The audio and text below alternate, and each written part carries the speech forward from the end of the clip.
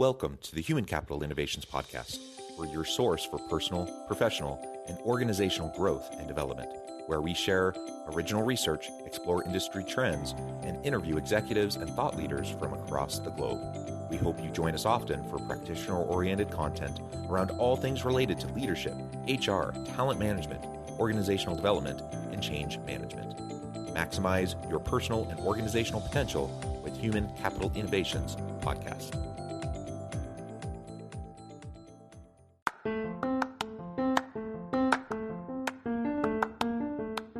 If you enjoy the Human Capital Innovations Podcast, enjoy ad-free listening by going to the Patreon page, and please consider contributing even at the producer or sponsorship level. And please leave a review. Thank you for your support.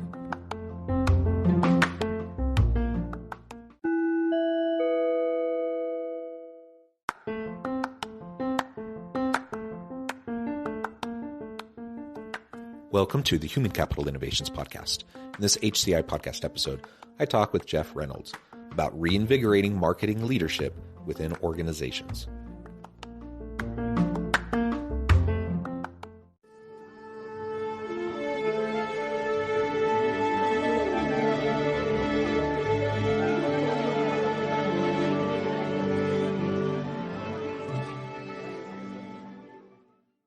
Jeff Reynolds, welcome to the Human Capital Innovations Podcast. How great to be here. It is great to be with you. You're joining us from the Boise, Idaho area. I'm south of Salt Lake City in Utah. And today we're going to be talking about how organizations can go about reinvigorating marketing leadership within their teams, within their organization.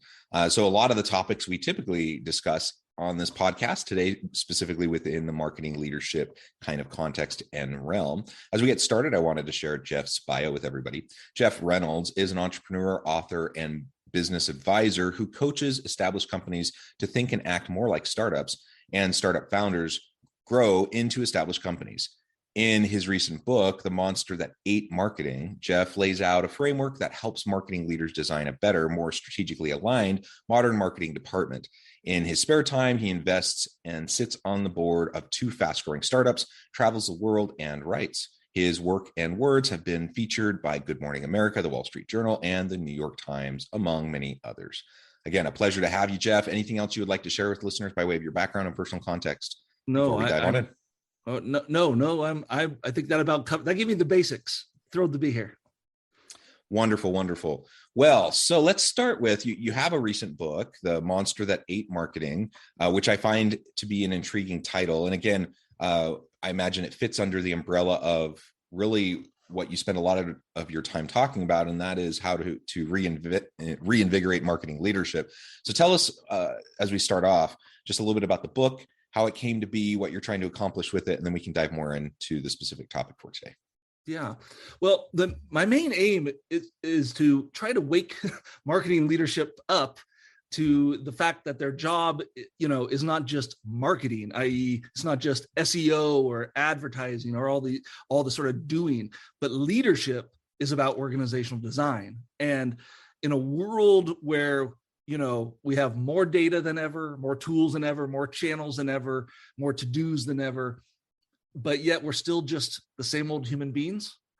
The marketing function, I believe, and specifically the marketing leadership function, needs to change and evolve. So the goal of the book was just to raise this discussion. That was my number one point. Like the first third is sort of a treatise on just, hey, we have a problem here, and we're not going to fix it by doing the same old things. And then the next third goes into some principles that we've outlined and we've used in my organization to address some of those core issues. And then the final third is practices and very specific tactical ways to put all that to work. So it sort of serves all functions, but the main goal is just to open the dialogue with leaders about this issue. Yeah, and you talk about the redesign of the marketing function, marketing roles, and particularly within marketing leadership positions. Tell us a little bit more about that. Why is redesign so important? I mean, more broadly speaking, when we talk about the nature of the modern workforce, the future of work, we talk about technological disruptions. We talk about redesigning for the future of work. So I imagine some of those components play into this, but tell us a little bit more what you mean by thinking through work design and redesign of the marketing function and leadership. Yeah. In some ways, this seems so fundamental, it's kind of embarrassing that we have to talk about it. But what I'm really talking about is getting clear on the purpose of your marketing department. Why do you exist? What value is the department bringing to the company? And most marketing leaders, if you ask them, they can't really clearly articulate that. So that's really the first step. And then, everything else is really all about that alignment, aligning so defining the goals, the purpose, the goals, the strategies to achieve those goals. And then really what I'm focused on is how do we build the capacity as an organization to actually suit and meet those challenges? Because what's happening is people, companies have a marketing department, and it sort of creates its own culture and its own sort of gravitational pull. What I mean by that is its own limits, but the question is, are those limits real, and are those limits actually, I guess, serving the organization's broader business goals? So really my argument here is let's figure out, let's break down what we mean by capacity, and dive in and intentionally design that, to intentionally go through the organizational design process to make that, actually useful to the organization. Hope that makes sense. Yeah. And I think it's always important to start with your why, your purpose. Why do you exist, right? And it's so easy for us to have mission creep, purpose creep, and to get caught up in the day-to-day grind of everything that we're doing. And then we get out of alignment with whatever that core purpose is. And then you mentioned towards the tail end of your comment, which I think is really spot on. And that is, are these restrictions, there's all these policies, practices, procedures, bureaucracy within organizations, meant in many ways. I mean, really, the fundamental purpose of bureaucracy is to sustain and maintain organizations, to help them to stay safe and protected, and to perpetuate themselves, right? And so on the one hand, you can see, they make sense. They're there for a reason. And we follow, we fall within the lines, right? And then we're safe and we're protected. The irony of that mentality, and that's a bit of an old school mentality, I think, especially as with the fast changing nature of work, is that so many of those bureaucratic policies, practices, and procedures that perhaps served us well at one point in time, now they're really hindering us. They're limiting us. And in many cases, the reason those policies, practices, and procedures were put in place in the first place aren't even relevant anymore. And so it's just a historic artifact of the past, and nobody's ever really thought to question it. And we just say, well, that's just the way we do things, and that's what you have to do. And so let's get beyond that. Let's question and challenge the status quo. Let's make sure we're crystal clear on why those types of limitations are in place, and when appropriate, let's maintain those limitations and those restrictions, because they keep us safe and they make sure everyone is treated fairly and equitably and so forth. But beyond that, let's open things up so we can be more creative. And so when we think about the redesign of work, let's get outside of the box a little bit, and let's think about how we can push the envelope and really unlock the creativity and the innovation, the potential of our people. And that's typically not going to happen if we're locking them into a cage in the first place, buried under all these policies, practices, and procedures.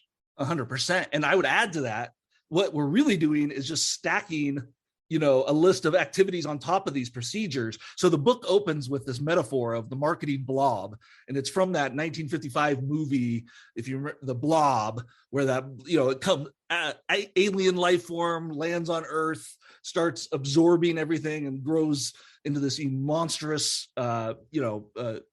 life form that then the military has to come in and destroy. And that's what work has become, especially I think for marketers. And that's, I think, the real thing is we simply can't keep going the way we're going and expect to be able to keep the best people and to keep doing great work, because that blob is consuming our life. That bureaucracy, I'm not necessarily anti-procedures, process, bureaucracy to all the points you brought. But my point is, it's not as simple as just throwing a new process on top of 50 old processes. And I think that's the challenge where marketing departments are, because the reality is marketing departments are built for the 1960s or 70s. They're built for the Mad Men era. And we now live, as I saw a cartoon somewhere, a meme online somewhere, we're now in the admin era. So Mad Men versus admin, and our organizations need to be built to reflect that. And so that bottom line is where those are the way I'm trying to look at it. Is we can't just, if we want to keep from having massive brain drain in my side of the industry, we need to fix this.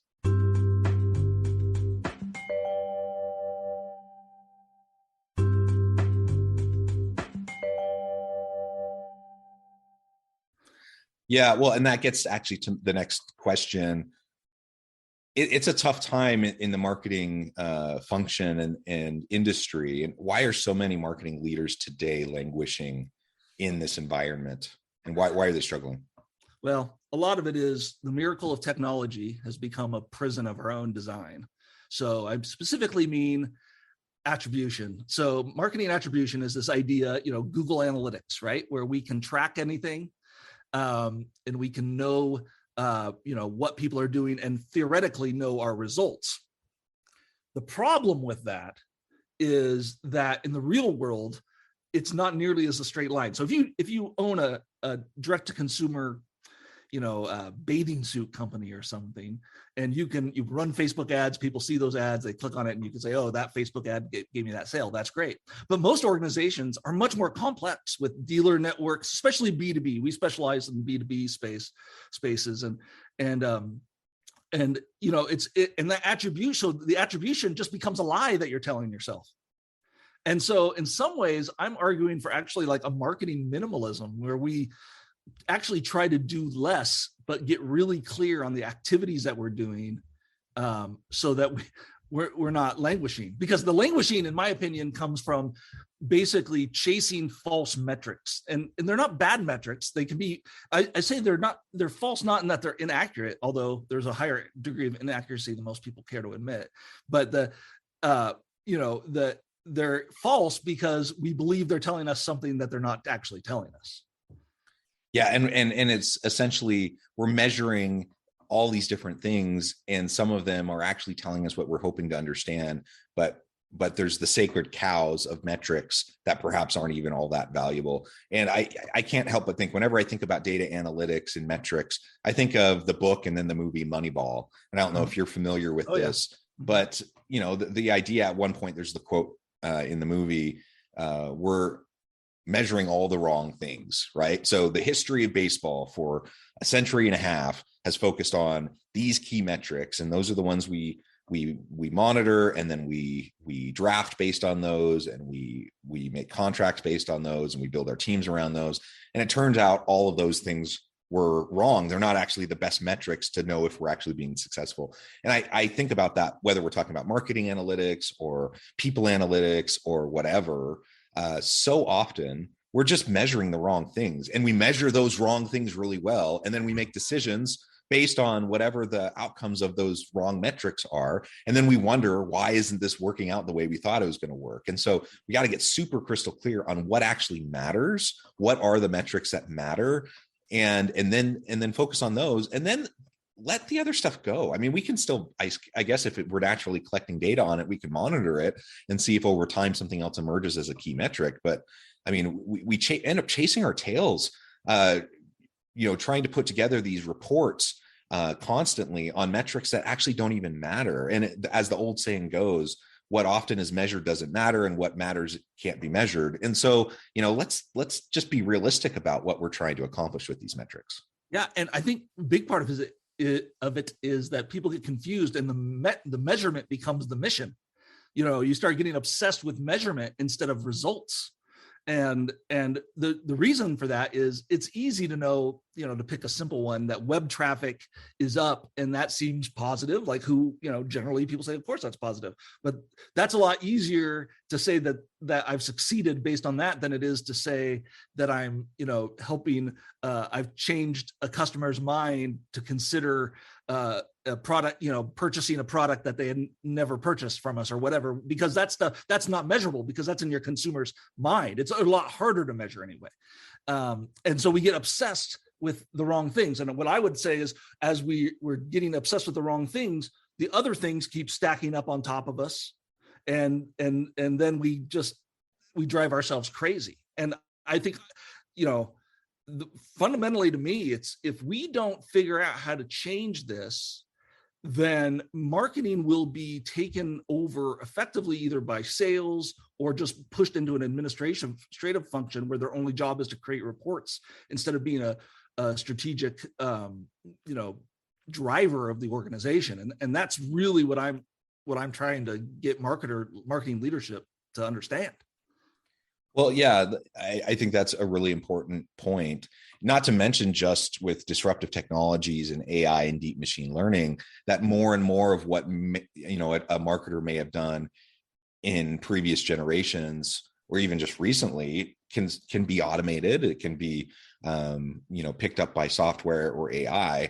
And so let's look at where the value add is at this point, right? And what's going to really matter in terms of moving an organization forward strategically to bring value to the market. Let's focus on those things. So that kind of alludes to the next question, but what are those unique challenges that marketing departments and marketing leaders face that perhaps other organizational leaders aren't really attuned to, that they're not facing, they're not trying to grapple with daily? Yeah. I think the first thing is all the unknowns, right? So if you're the guy in charge of operations or, building a factory, it can be pretty clear whether the factory has the throughput that's expected, if your layout is right for efficiency, all those things. In marketing land, there's so many more unknowns. We just simply don't know if something's working because of long sales cycles and all the human elements of it all. So there's that aspect, and over time, of course, things like, I'll just pick a famous one because it's so easy, is like a Just Do It. There was no analytic that led Dan Wyden to pitch that and know that was going to be, the creation of a gargantuan multi-billion dollar brand value effort. It was a gut instinct. And so gut instinct is more important in marketing generally than other places, which people don't like to talk about, but it's true. And that's the human judgment. And then, so that's one thing. But the other thing, and I think all parts of organizations have this, but I just think it's really extreme in marketing, that all this technology we're talking about, it's all designed to make somebody else money. So Google Analytics doesn't exist to actually help us. It exists to convince you to buy more Google products, specifically Google Ads, and to show that it's working. And this is very extreme in marketing, right? Like if you were to look at my phone and see how many calls a day I get and emails, of sales pitching for all this marketing technology, and the sort of marketing technology is sold as a silver bullet. And because it's sold as a silver bullet, and because marketing is so based on gut instinct, there becomes this confusion. Like, is my gut wrong? Will HubSpot save my business? Well, maybe I just need to do it because I have this fear of missing out on something. And so all those issues are very extreme in marketing. And the result is that there's just and in fact, even your CEO knows, oh, wait, are we using this latest technology or that latest technology? And that puts pressure on the marketing leader to do things that may not be the right thing for the organization. And so I think those two things kind of come together, sort of the mix of unknowns and needing gut instinct, and then this push by third-party vendors to sell you a magic bullet to sort of relieve that tension you get because you have to trust your gut. And that causes pain. And I want to make sure, I don't mean to drag on, but I just want to say, I am not opposed to any of this stuff. I'm a huge marketing technology user. I'm an advocate for these tools. It's just that we've gone too far with it, and we've relied on, and they've sort of oversold and overpromised compared to what they can actually deliver.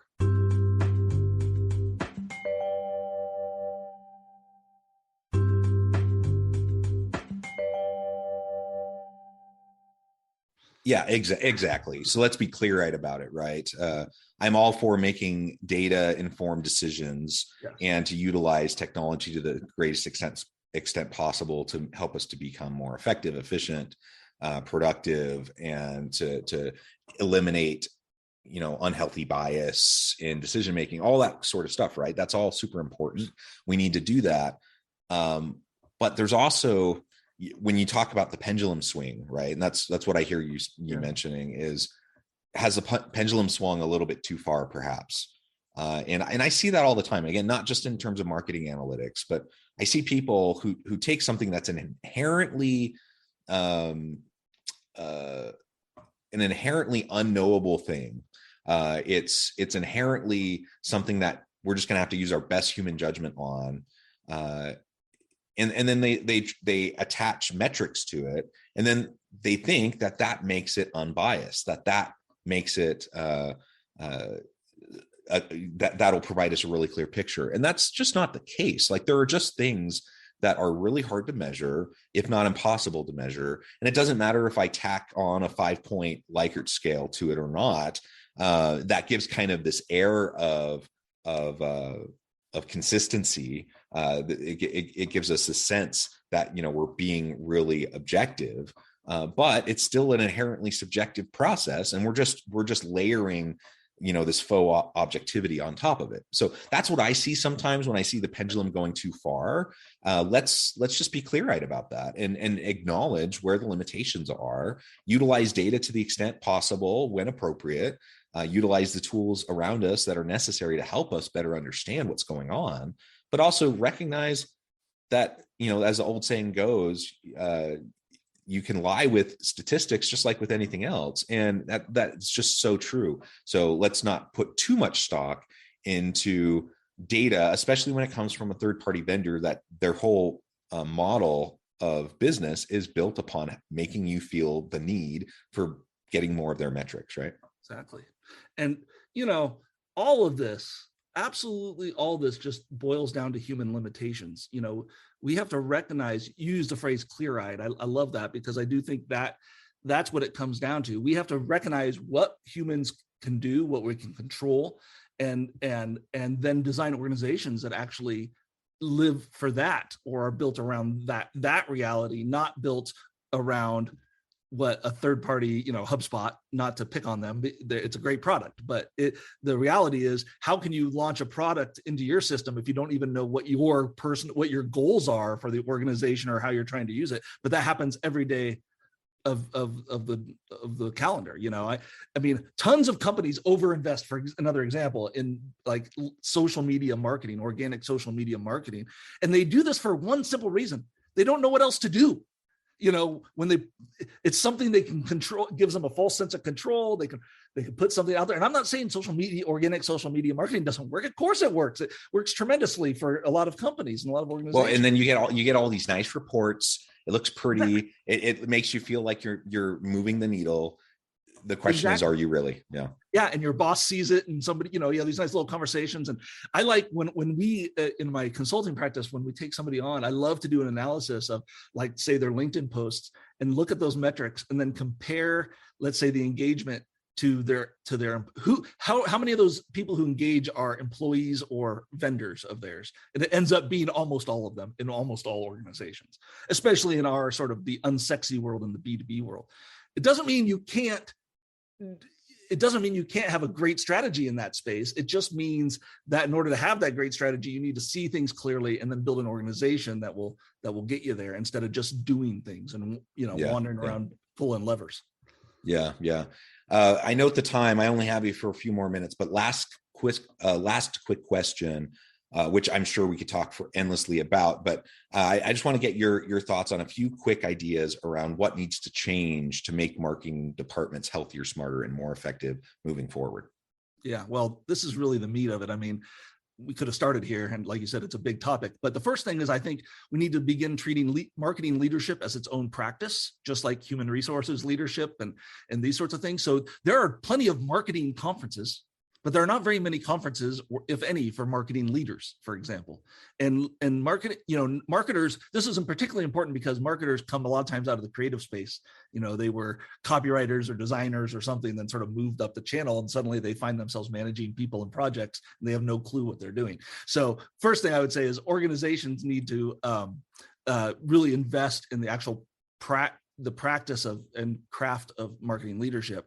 And the second thing, due to limitations of time, I'll stop with two things. But the second thing I would focus on is realizing that there's simply not enough time in the day or enough resources. We're too constrained by time, money, and energy to simply keep adding more and more tasks, more to-dos, more channels without making any other changes. Because all you're doing is keeping everybody very busy, but not actually making any progress towards your actual aims. And so like I said earlier, I'm really advocating for a sort of marketing minimalism where we strip everything back down to the chassis and rebuild up based on our why and then our goals. And I really think if we don't do that, sure, you're going to have plenty of people in a marketing department who look like they're busy and they're stressed out and harried and all that, but they're not, the return on investment isn't there. And even worse, from a human perspective, their lives, the people's lives are not good. It's stressful. Marketers don't sleep well. Marketers, are always feel like they're missing out. And I think unless we change that, we're really just doomed to the marketing department sliding into, essentially obsolescence or an administrative function, like I mentioned earlier. So those would be the two things I'd focus on. And I think if we can get there, I think we're pretty good. I mean, there's a lot of principles, things like learning and all these things, but that building learning organization, all this. But at the end of the day, we're at a place where we need to strip it down and start even more base level than that. Yeah. Well, thank you so much. This has just been a fascinating conversation. I encourage listeners to reach out to connect with Jeff, to check out his book, and to find out more about what he and his team can do for you. Now, Jeff, a final word before we close. How can people get in touch with you? And then we'll wrap up. Yeah. The best way is jeffreynolds.com.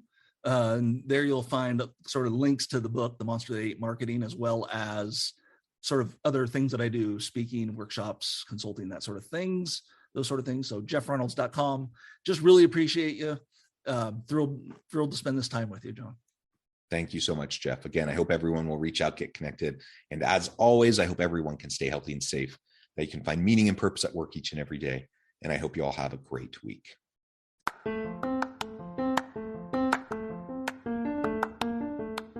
you enjoy the Human Capital Innovations podcast?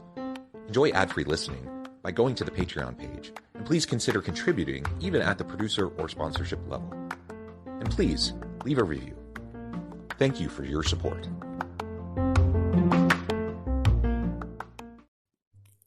Thanks again for joining us for this episode of the Human Capital Innovations Podcast.